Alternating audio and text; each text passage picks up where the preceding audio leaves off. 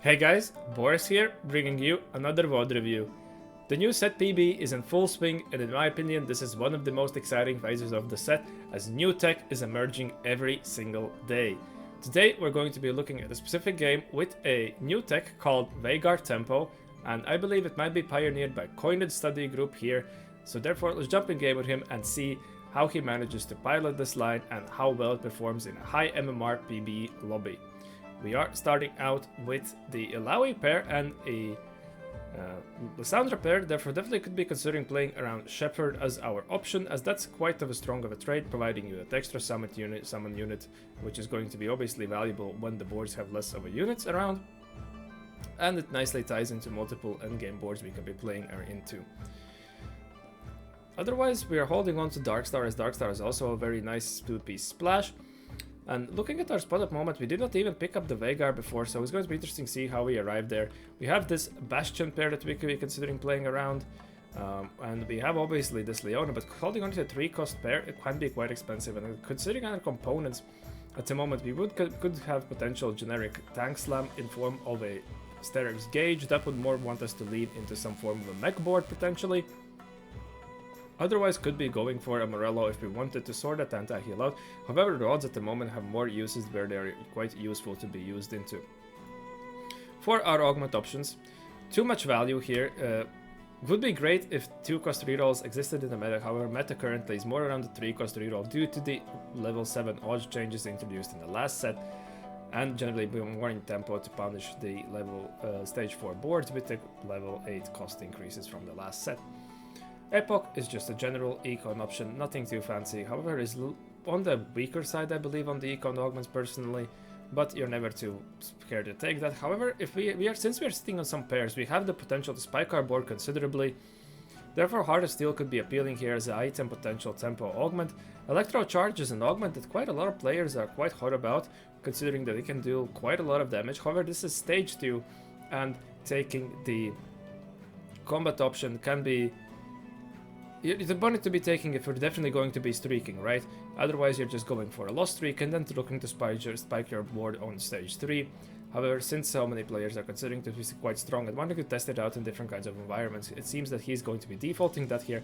But we do get after the booster pack that is a little bit of a better generic econ option, as that can provide us a clear direction and potentially even complete some of our pairs.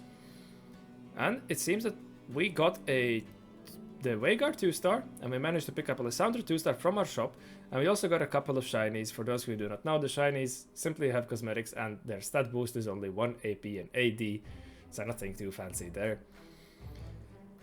Are we going to be considering any committing slams? We're covering the Sterix Gauge here, and does he believe that he's winning this fight? Otherwise, does not seem to be so. So perhaps if he had slammed, we could have even won the fight, but we just saw a 3-item Meepsy there, so maybe consider it even that would not have been the case. Hoping to make 10 as well, and now we're in the spot here where this 3-cost pair is going to potentially cost us an econ threshold. Going to see if he's going to be holding on to, but obviously since the idea of this comp is the tempo, you want to be sacrificing some of those econ thresholds in order to be going for the for your spikes, and obviously it allows us to hold it on this Nasus as well if we had lost the fight. Now, talking about Veigar, I personally have found him to be quite strong in these meeple openers. He obviously has quite prominent meep scaling. Otherwise, he seems to be struggling a little bit, but can still perform better than something like the Lysandra. Simply has more value, and especially in early game is able to simply nuke those units. Especially if you get Leprechator in, this guy can put some tear on. If you have something of a meeple opener, the level 5 board would potentially be some kind of bastions and then just tossing another Replicator for him to be putting out considerable amount of damage, and you're just simply itemizing him as any other form of an AP caster. Something like Nashor's JG, or any kind of mana gen item that you can slam for tempo. Coming up in our god selection here, if we were playing into full tempo slam, the Ari here would be appealing to make us to level 5, but we do not have a clear board selections to put in, as well as this would give us another sword, and we did not seem to be too excited to be slamming about the sword item right there. With the extra swords, we will probably be looking more to playing into some kind of a core key flex, which obviously does not create crit, so you can just simply amp his amount of damage through these sword items. Otherwise, 4-cost here can also provide us another form of a other form of a tempo, as well as maybe sphere or direction in some form of a way, and the cloak here potentially is a little bit more appealing component that could allow us to spike with some kind of tank items coming onto the stage 3. As well as some generic econ that we can use to make it our next econ threshold as well. And for our unit, there does not seem that there's going to be any form of appealing option, so we're just clicking a unit that's going to give us some form of gold. Now, this phase in the set is obviously a little bit longer, since you have to wait on every player to make the selection, and if there's some slowpokes, you just have to sit here out and wait this out. I hope they give us a beach ball to be playing around with or something while we wait. Speaking of Corki, now we get the Corki that we could potentially use to, if we wanted to tempo. Slotting him in, I'm not sure if this is going to be the strongest board. As Poppy 1 is not going to really hold the fort for ourselves, but seems like he's going to be going potentially committing to that loss streak here just to ensure that we end up on a loss 3 gold going into the PvE round. As obviously, you know, these top players are going to bin max every single gold, and that's one of the most interesting statistics to look at. The higher you go, all the way up to Challenger, and potentially even most likely the pros, they are always in every single stage of game finding ways to make more gold than few elo points just below them. The line is... There were some stats released a couple of sets ago, and you can see that there's not mistaking about it. Top players always find ways to make more gold and more efficiently play around that, and streaks are one of that part. Unfortunately, our streak got broken there by that calculated loss player. Would have probably preferred to be 5 lossing into here, which kind of goes against this idea of Veigar tempo, but this is going to be a good limit test for this comp to see how can it perform even from not of the best of the openers. Now, obviously we have the 2-star, we have some meeple units, but let's see how he manages to stabilize this board now coming onto the stage 3, as that's what we are required to do if we want to be securing a decent placement at the moment. And we get these component handles, the comeback mechanic here, going to reforge immediately. That's one of the swords make, that's Nasher's JG combo, and potentially could just rip this another form of a component handle in order just to secure some kind of a frontline item. Now going to go with the Striker's Flare instead, so going to fully get this Veigar pumping here and slot in the Mordekaiser. Just gives us the Dark Star, 2 Dark Star, extremely prominent front trait that allows us to just break that threshold here. It's very nice on units that do maybe smaller amounts of like tick damage, so you do not waste so much of an overkill. But we have managed to spike our board here, and on our econ selection here, sorry, our augment selection. Light Gun Specialist would be if we were going to fast 9, but this board is generally wanting to be stabilized on level 8, and we're not exactly in a spot to be going for fast 9.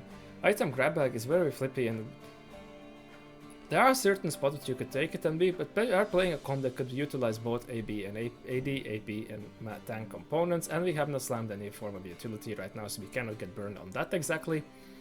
But we have our item carrier fully sorted out, so we would potentially, if we got another AP item, we would be unsure where to use it. So let's see what he prefers to go here. He's going to default a Twin Guardian just for that option there.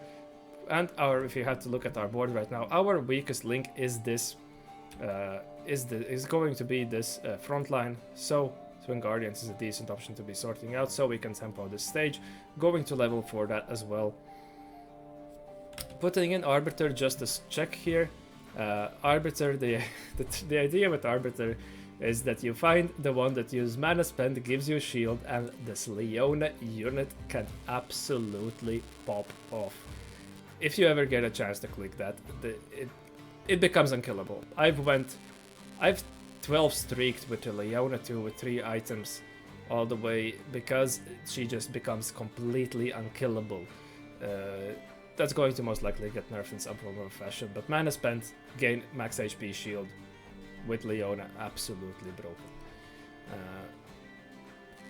Otherwise, could have potentially be also fishing for some form of an econ option if we wanted to, but at the moment, again, we're wanting to be playing the strongest board possible. And queue into the tower that recently got nerfed, and we're hoping that we can most likely exit the stage with as many, but do we have enough damage to get through all of this HP on this board with the Victor 2 there as well? And unfortunately do not. The player has managed to hit the Victor 2 with that Vanguard emblem there, so quite of a tanky of a board on their side. On our God selection here, getting a random emblem, I'm not exactly sure how well this comp can utilize different kinds of random emblems. And I believe, what is our open? We have an open component in form of a cloak, so the tier could be kind of appealing just to simply sound like a Yakshos there for our front line as another decent option. The belt would not translate into anything, but we have the 3 forces we could potentially now consider using on that cloak during this phase to see if they're going to influence, because I personally would believe that the reroll option would be nice for our recon state, but he's going to go with the Ramble Emblem since I believe he has the Reforger, so he could be considering. And for Yuri, going to pick up the Mikey mech as it gives us more potential presence of the front line. Again, having to wait this out, but interesting choice there to go for that emblem. And we do get a Bastion emblem that is actually fitting us quite nicely, as we're able to slot in the sword right away. Otherwise we had that Poppy that we could be playing around. So high rolling that emblem, but perhaps the read there was we need some frontline items that we could potentially, an emblem could provide us with that, and we have the Reforge for the worst of the cases. And if we in this, like, there's so many Reforgers that have said that sometimes just taking these emblems could be worth the gamble, as you're okay, well, these don't work, we can just simply Reforge them a million times if you're playing from a lost streak. So going to slot that Poppy in, gives us, now we're going to also put the Corki in to give us the Meeple, and we have the Shepherd in, so now we have formed together some decent amount of front line, even without upgrades. But the thing was talking about, we hold on to this Ilaoi pair the whole stage, and we're not still really able to find here an upgrade. Could have cost us a potential sum of econ thresholds sometimes, but in a spot where you want to get tempo, it can be quite often worth the gamble. Do get off now. The Ilaoi comes. Would have been nice a little bit before, but it is what it is. And we do high roll a Jhin. Now, I still believe that with the recent buffs and nerfs, Corki is actually a better of a carry than, and even at the 2-star, the Corki simply seems more consistent than this Jhin unit since the nerfs. But obviously, Jhin is just simply a nice unit. We could be slotting in a level 8. We're going to be going. Are we simply pre-leveling so much? I'm not exactly sure why we didn't opt to hold on to the gold here. That's an interesting play. I mean, sometimes it's fine to drop to like 40 gold if you're not going to be hitting an econ augment to like pay that 1 interest gold for the shop refresh there, but all the way down there it's interesting choice. I'm not exactly sure. Maybe you can tell me in the comments below why he might have opted to do so. For our augments, what we're going to get offered is malicious monetization. Well, we invested some gold, and again, we're playing a comp that caps a little bit lower, so the extra gold influx would help us stabilize our board right away, but that's not exactly what we're looking for, and we will have to be fully sending it and hoping for the spike. Glass Cannon seems like a nice way to further damage amp this Veigar, but we have a damage jump item right away, so a bit of a redundancy there. Second wind could help us with the front line, but now that we have managed to find Ilaoi too, which is going to be quite decent of a tank until these 2-star forecasts come online, is a nice option as well.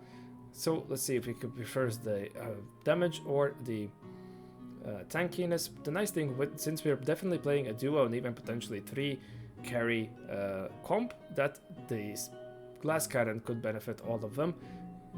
Generally going to have that value there.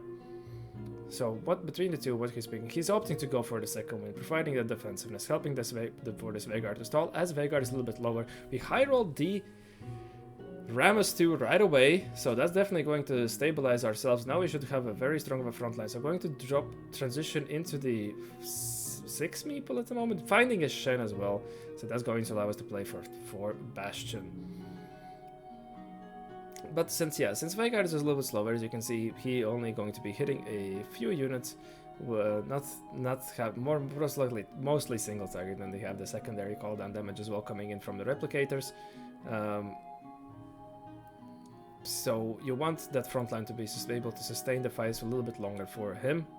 Going to further keep rolling there, finding the core K2. Now, are we considering ourselves to be stable enough? The question is, at which point do we consider ourselves to be stable enough to be transitioning? Now there we see this Leona. Does this seem to have this? No, this seems to just to be a normal Leona 3, not the Leona 3 with the insane shield tech. And this is the tower player that we had before, and Kojnid here appearing on the back of our screen, showing up again for our item selection, sorry, god selection.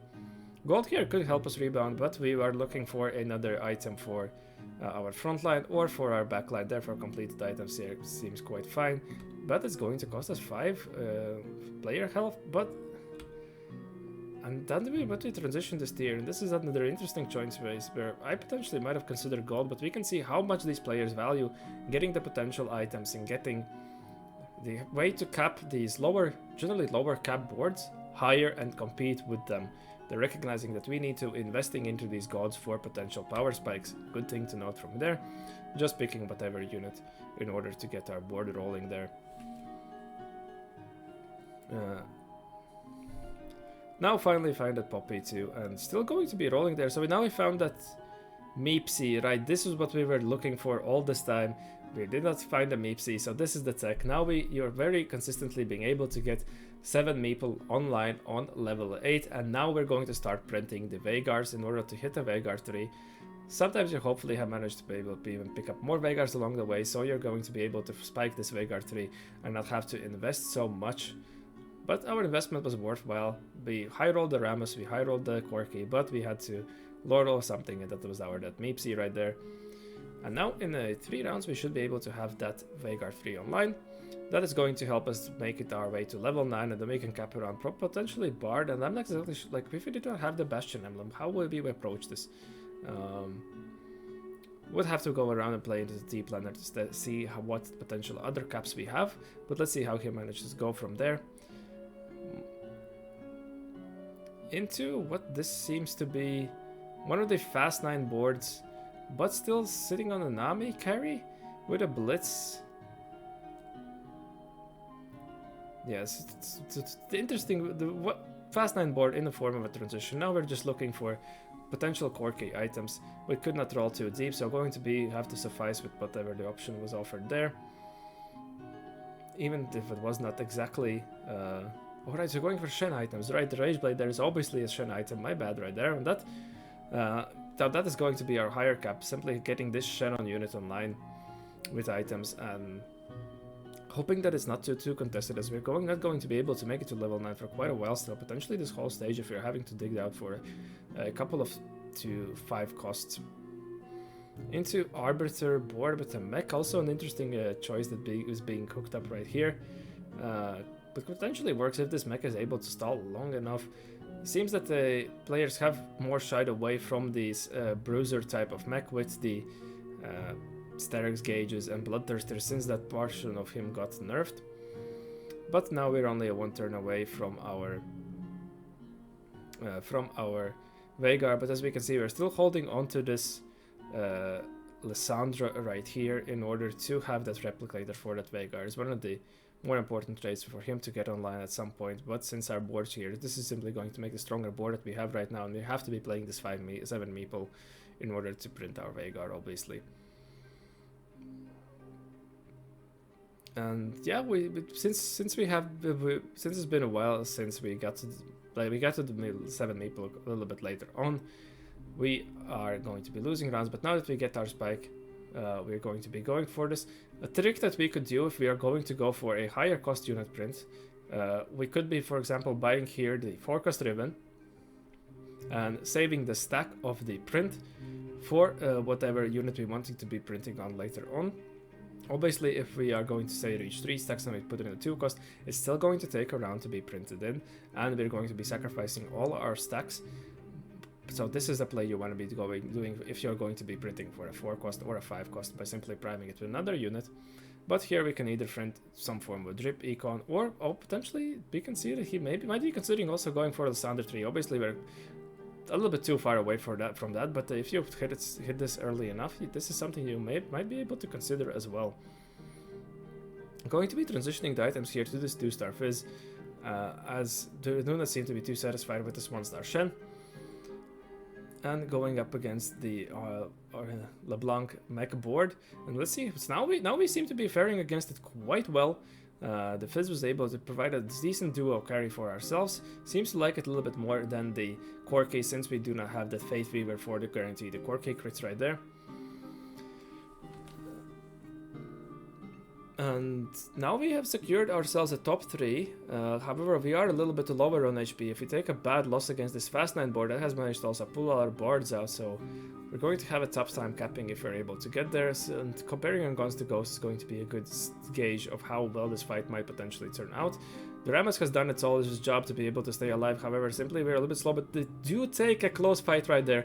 The Veigar barely just managed to staying alive with a nick of teeth, so we're able to secure ourselves a round win there, which is crucial for potentially securing a top 2 again for ourselves. So definitely can see that this comp is quite able to put up the juice, even not from the highest of an HP spots. Obviously, if you're going from a tempo spot, you're going to be arriving to the stage 5, getting the Veigar 3, and hoping able to get to level 9 to cap around the potential even Bard to further ramp this Veigar. However, we're not exactly in the spot, and he's considering even pushing level 10 from this kind of an HP. I mean, I guess if that's what we're considering to be our only out. The thing is, we're queuing up against the real version of this board, I think the Ghost fight, so we might have a little bit trouble since the Ghost fight is so close. And this is going to be 12 base stage damage, so we can only take a unit lost by 3. And now we're seeming to have a little bit more troubles getting through. We do get to their backline, do get to this Jhin, but the rest of our board has fallen, and we take... I believe this might be exact lethal. Yes, we unfortunately take exact lethal. Did not have the option. Did not manage to... opted to greed, since obviously the other 5 costs were taken out of the pool. But we can see, just comparing, our Rammus was before Bastion here was able to tank quite a lot of damage. But still, we saw the vision, the potential was there. I mean, I guess we identified that our only way to be fully competing is against by going to level 10. But very well displayed by Kojnid here, how potentially strong this deck can be, even not from the strongest of the spots. And I hope that you learned something from this video. If you noticed anything else and you want to keep some discussion, let me know in the comments down below. And I wish to see you in the next one. Have a good one.